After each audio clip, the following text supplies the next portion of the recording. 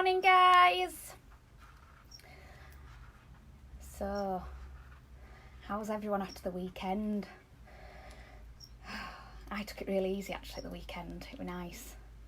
I was so busy last week, which is it's nice. It's nice to be busy when you worry about your business and things. But yeah, good. Hope everyone's good. Now, guys, can I just ask a quick favour? Can you just give me a wave or just some sort of reaction? I can see there is a few on. Hi, Kerry. Hi, William Emily. And I just want to see if the comments are working.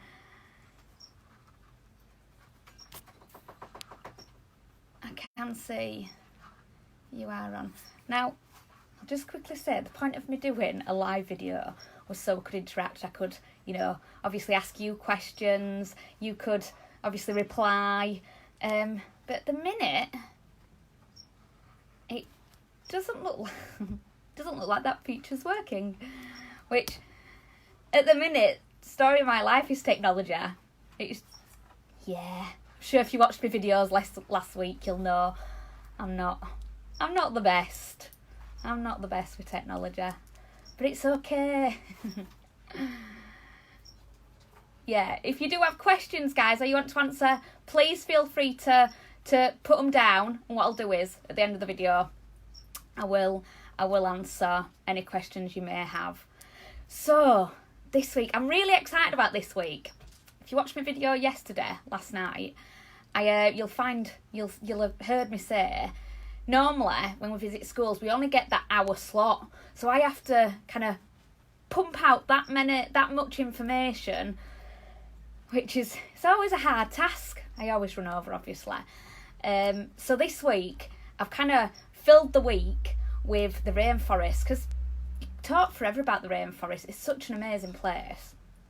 And for those that have got worksheets, we will be going, do listen. Obviously, you can always come back to the videos, but a lot of the questions that you have on your worksheets, these videos will help you answer them. Today we are looking at the animals that live in the rainforest. We will be meeting a special animal that lives in the rainforest, a really special animal that actually, helps the rainforest to grow. It's really, I'm so excited. So, I am hoping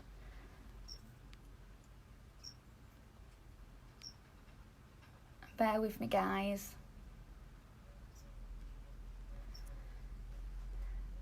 I should also say as well, if for any reason my internet is really bad, since they kind of turned the internet down last week, my signal is pretty poor. So if for any reason it goes off during the video, I will jump on and do a pre-recorded, so you can obviously keep up to date especially if you're working on your worksheets as well. So as I said, this week's a little bit different to last week. Last week, we just did short little videos focusing mainly on the animals. This week, we might go over the animals again, looking at where they come from, what part of the rainforest they come from. Obviously, looking at a few different animals as well. So, let's get started. Tropical rainforest. Whew. Really wanted to kind of have music playing in the background of the tropical rainforest, but internet connection again wasn't fantastic, and it kept making some really weird noises, so that hasn't worked. But you can hear me crickets sometimes, so we'll just pretend we're in a rainforest. Now, if you approach the rainforest, you'd have to obviously be a long journey to get to any of the rainforests, because they are located literally in the centre of the world. When I say in the centre of the world, on an imaginary line around the earth called the equator. Now, I have made a map, and those lines, you can see pretty much those rainforests are located on the equator. And that's why they're called tropical rainforests, because they're tropical. Remember last week when I said names of things give us really good clues. So tropical rainforest is tropical weather, so really, really warm and humid, and a lot of rain. It rains a lot, hence the name rainforest. So it does rain a lot. They're very warm, very closely compacted wet forests. They are place of refuge and safety for millions, guys, millions of plants and animals that are very important in the ecology and the balance of the earth. So it's where everything literally has found its niche and it works all together. It's fantastic, a really fantastic team working together.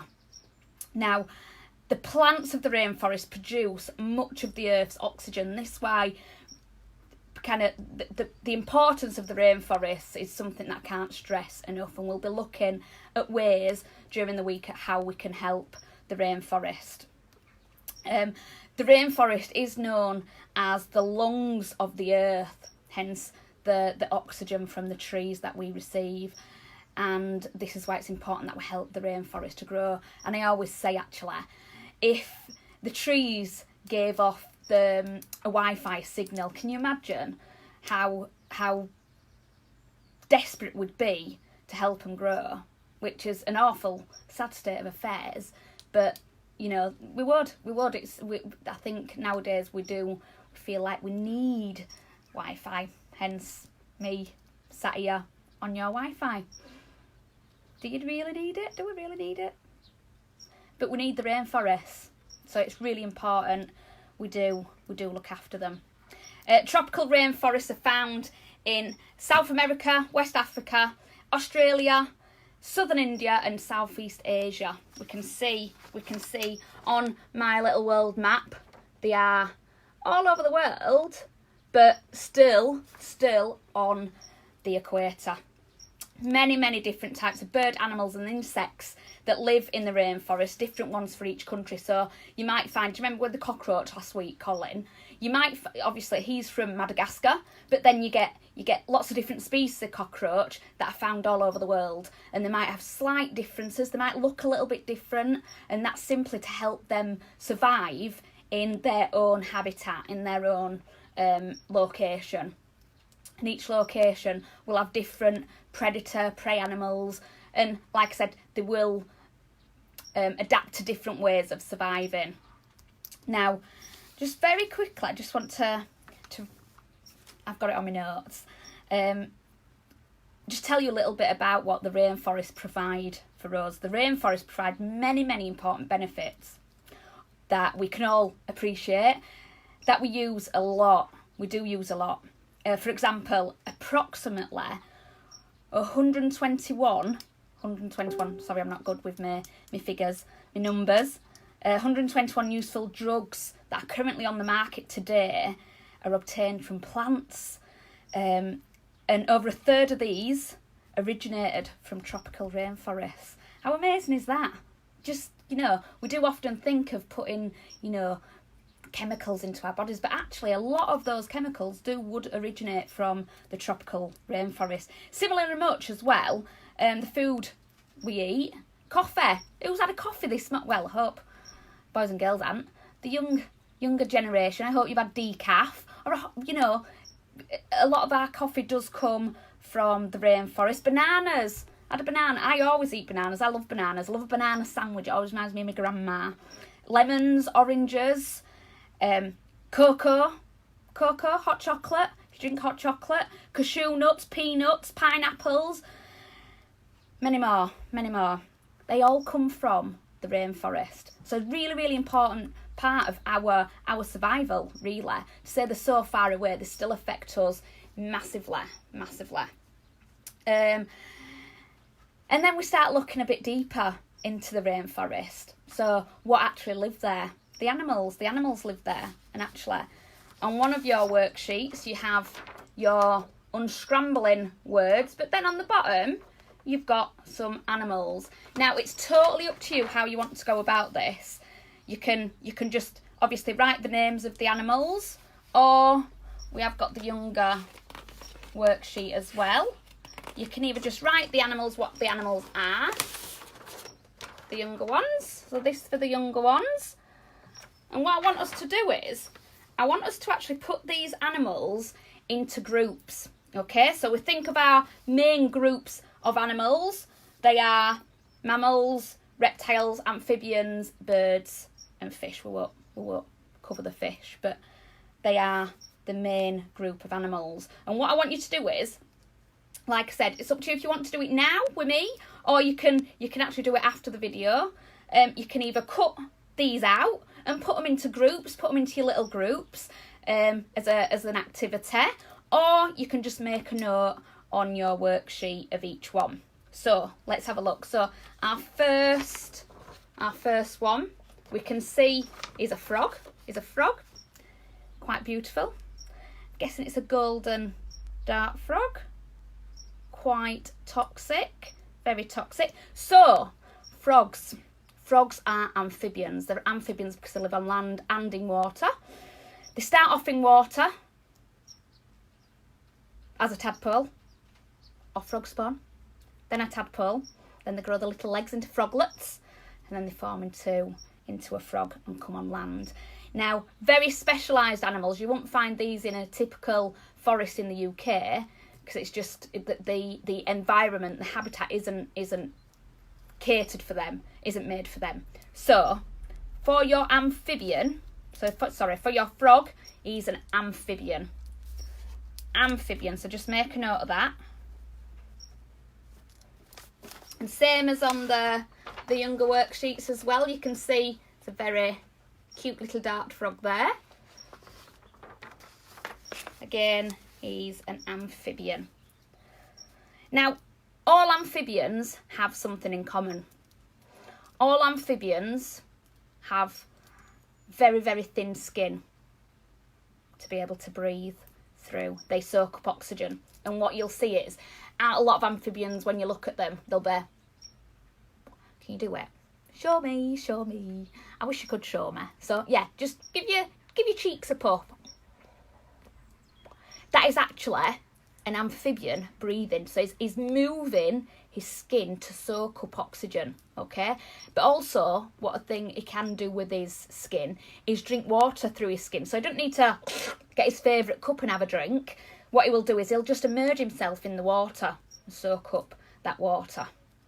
We're going to have a look at an amphibian later this week. The next animal on your sheet, I want you to look and see if you can find the one with hair. Now, on the older worksheet, you've got 1, 2, 3, 4, 5, 6 of these animals. And on the younger worksheet, guys, you've got 1, 2. That's another very, very special group of animals. And they're called mammals. And all mammals have something in common. And that is, they've got hair. We've got hair. They are live producers, so they give birth to live young. We give birth to live young. Pattern forming here. But also, they are vertebrate. Now,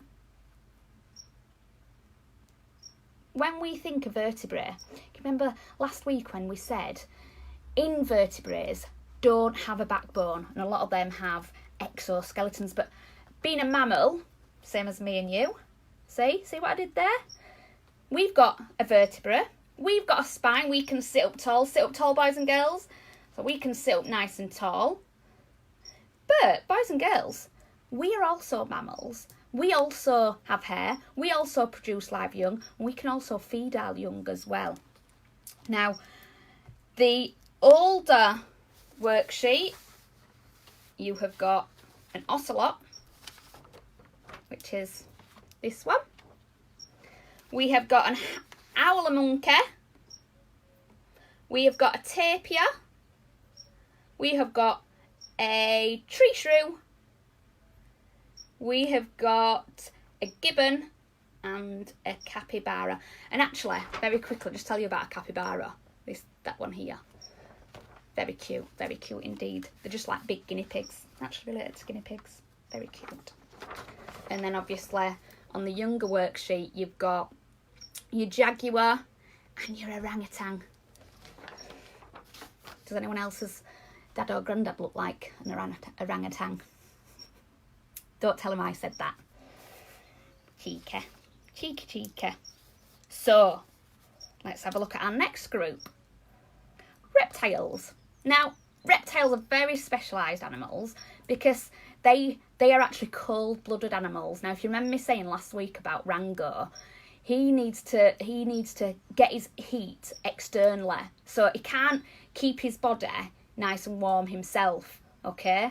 He needs to get his heat from external sources. So just over my shoulder, actually, you can see I've got a light in there, and that's a heat light. Believe it or not, he has to be kept at quite high heat, and hence I'm always sweating.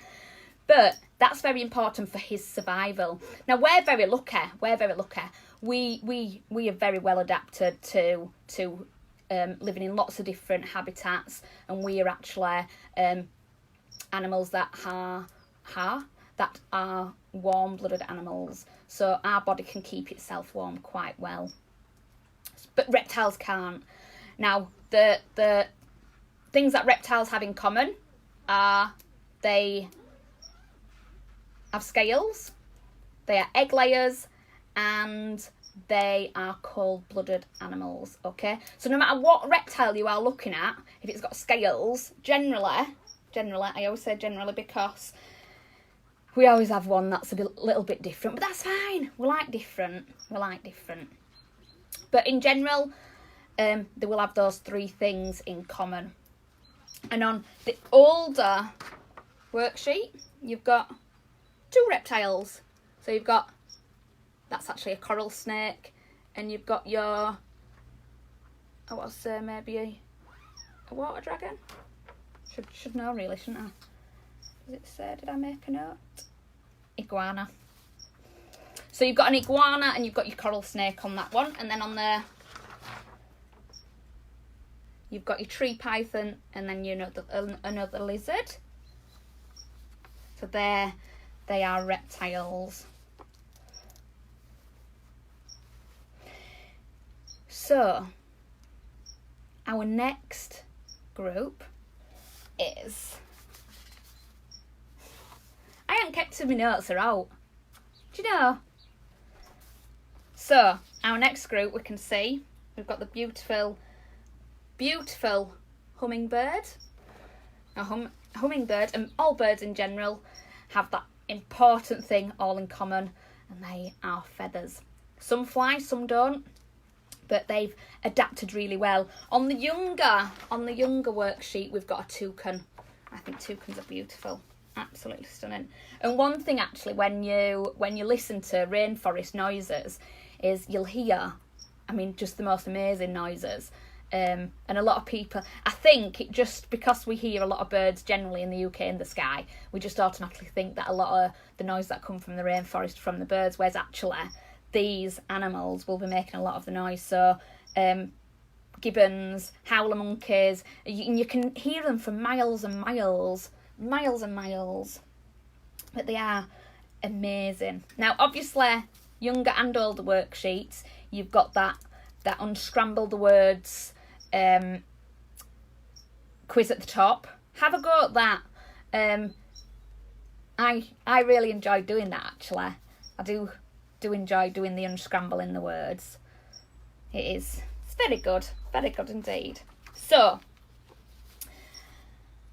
the world's largest remaining tropical rainforest is the Amazon, and that covers countries such as Argentina, Peru, Paraguay, Uruguay, but 60% of the Amazon lies in Brazil. I'll show you where this one is. So this is the Amazon rainforest here, and this is filled with thousands upon thousands of insects or invertebrates.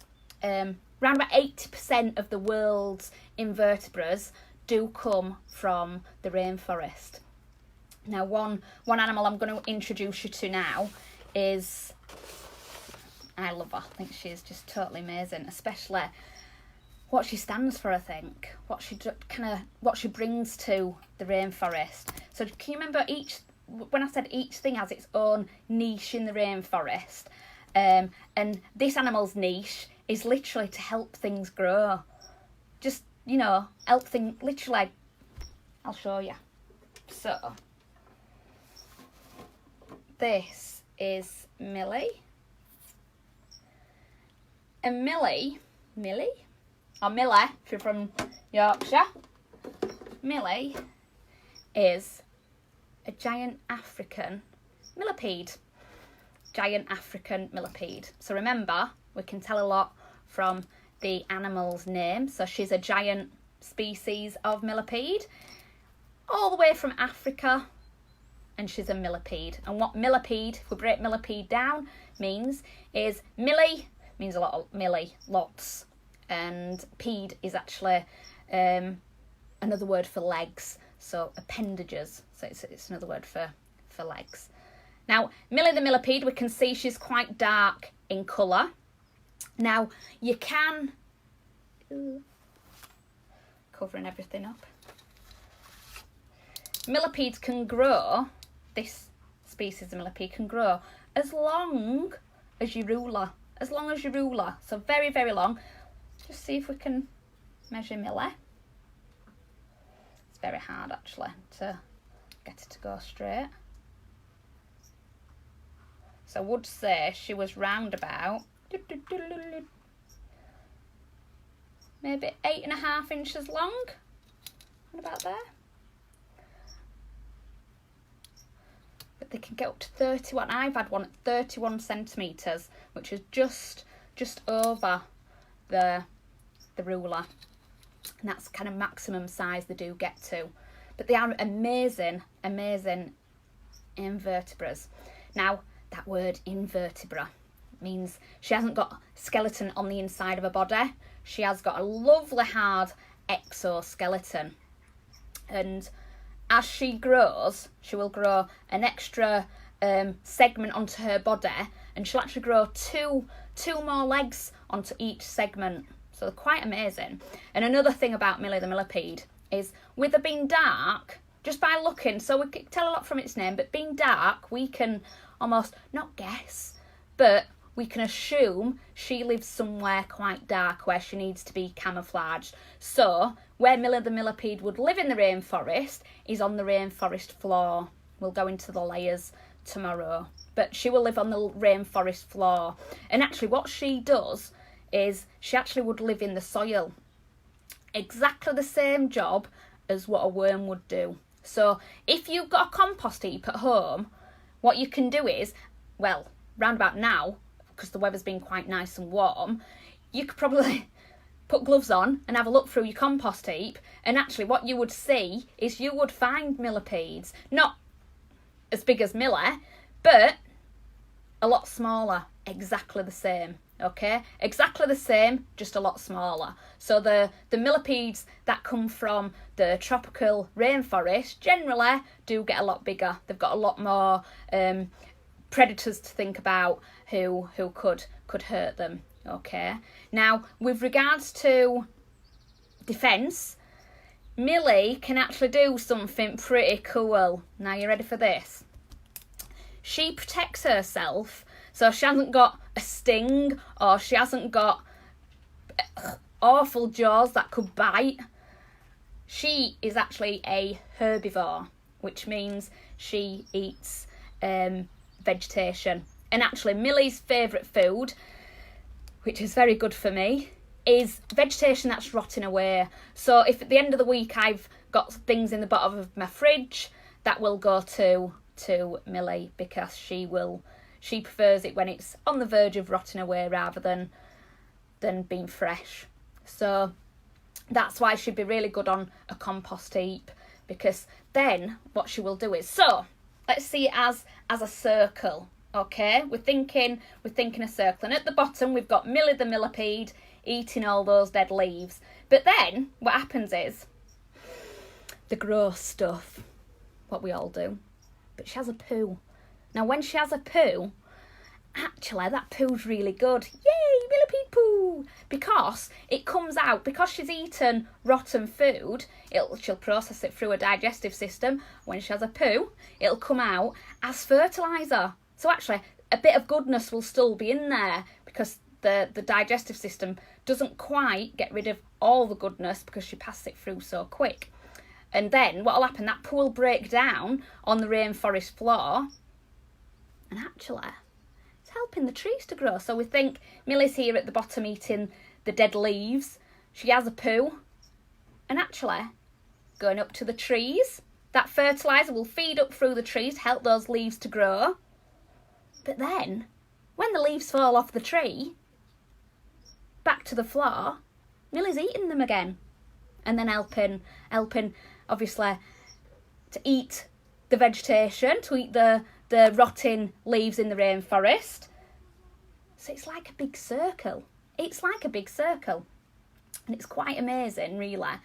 Now, if you think in the rainforest, we said all those animals that live there will be hundreds and thousands of these millipedes. So it's not just Millie doing the job, it's Millie's, obviously, friends, her cousins, her grandma, her auntie, her uncle. There were thousands upon thousands because they are very well adapted to living in such absolute amazing habitat. Now, just show you something what's on my finger. Don't know if you can see, it's a little bit yellow. Now that couldn't have happened at a better time, because Millie the millipede, that is her line of defence, okay? Now, what she can do is, this isn't poisonous to me, it's not poisonous to you, it's not poisonous to animals in general, but what it is it'll taste pretty gross. If you touch it, taste it, don't ever do that.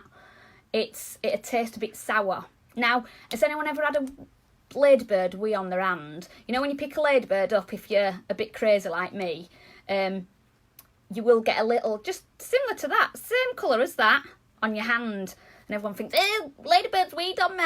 Well, actually, guys, that's not ladybird wee. That's the ladybird telling you to leave her alone. Exactly the same as what I just had on my hand. But what will actually happen to that stain on my hand, obviously I've left it there because I want to show you something what will happen. That will actually go a dark brown colour as it dries. Not very pleasant, especially if you wear clear false nails and it gets down behind your nails. It's not a good look at all. But there's always a reason why animals do things, and the reason Millie the millipede will produce this fluid is literally, put my teeth back in, literally to scare other animals away or to stop other animals from eating her. So if the animal were to come down and taste that fluid, that would actually, and hopefully they would drop. But also where Millie the millipede would protect herself is she will, just trying to coil up, literally what she'll do is she'll pull all those legs together and coil up in a really tight coil. Now, I'll just show you, because what will happen is when she gets attacked, if she's been attacked by birds, a lot of the birds will actually go for a weakness, and her weakness are her legs. You see, they're amazing. And they will actually, that's the main point of contact for any animal to attack the millipede, and that's why she will, you can see there, she's coiled up slightly. Now, just a quick bit of info with regards to sensors on a millipede. She hasn't got any eyes, so she doesn't know that I'm sat here talking in front of her phone. She'd probably think I'm mad if she did. But she has got super sensitive antennae. Now, without it disappearing, what I want us to do is I just want us to do a bit of an activity. Who's not better than an activity? And what I want you to do is I want you to put 2 antennae on your head and give them a wiggle. But what I want you to do is I want you to close your eyes and put your antennae on your head. Okay? And I want you to wiggle them around and see if you can feel anything. Can you feel if it's warm or or cold. Really warm in here, really warm. And I can feel that on my skin, okay? But also, you can feel if it's wet or dry. I can definitely feel it. It is quite dry in here, but because I've got plants and I do have misters and foggers for the animals, actually, I could probably, if I were really clever, I could probably feel the moisture in the air. So it's very, very technical with regards to how she how she will feel. But we can just kind of literally have a little glimpse of how she will sense just by using the tips of our fingers. But because we've got lots of other sensors, that wouldn't be kind of heightened like Millie the Millipedes would, because that would be her main sense. Her main sense are those antennae, and like I said, no eyes. So she'll use her antennae for lots and lots of different things. Now, with regards to feeling for predators, what she can do is on her antennae, she has got tiny little hairs. I'm not going to try and show you, but here I am. She's not the best at taking selfies anyway, but you can see she's always throwing them antennae around. And actually what she will do is she will be able to, same as Colin last week, she will be able to throw those antennae around and literally pick up vibration. So any noise that's happening in my animal room at the minute, we've got some crickets buzzing around. I don't mean flying, I mean we can hear some crickets chirping. We can sometimes hear the tortoises kind of going AWOL. And she will pick up those noises, and she will literally learn as to whether or not those noises are dangerous or not. She'll sense those noises. Now, luckily, she's got used to being handled. I never say tame. We never tame any animals. They just get used to it. As long as they're not having a negative experience while I'm talking about the animals, then she's got nothing to worry about. She doesn't need to feel she needs to protect herself. Obviously, the little fluid on my hand, that was just her, maybe a warning to say, I know you're there, just make sure you're not, you've had your breakfast and you're not going to have a taste of me. Which, luckily for Millie, don't like eating animals. So, guys, I don't even know how long I've been chattering on for. So, with regards to a worksheet for Millie, they haven't been put out yet because we are going to do a separate worksheet on her that will be available on our website, as will all the worksheets for the animals that we are going to cover this week. But, not like putting pressure on Dottie Delightful, who is lovely enough to make the amazing worksheets and the packages for me this week and last week. So a big thank you to her. But also, guys, a massive thank you to everybody who's joined me on last week's videos and this week's. I do hope you have enjoyed it. I have. I went a bit quiet at the weekend, just having a rest. But I do prefer being here, not so much in front of the camera, but telling you information that I know. So I hope everybody's filled the worksheet out okay. Remember, there is other worksheets in your pack that you can be getting on with. You've got your worksheets, you've got your colouring worksheets, you have got the word search worksheets, you've got your unscrambling your words. So there's plenty there to be getting on with. And tomorrow, just let me look at my notes, memory like a sieve. Tomorrow, we're going to be looking at the levels of the rainforest. So we might look at some other animals that we looked at last week, but also a new animal that we haven't looked at, just to show you the different habitats and the different ecosystems that we might find in the rainforest. And yeah, so that's our video for tomorrow, workshop video, whatever you want to call it. So from me and Millie, thank you. And we'll see you tomorrow, 10 o'clock tomorrow.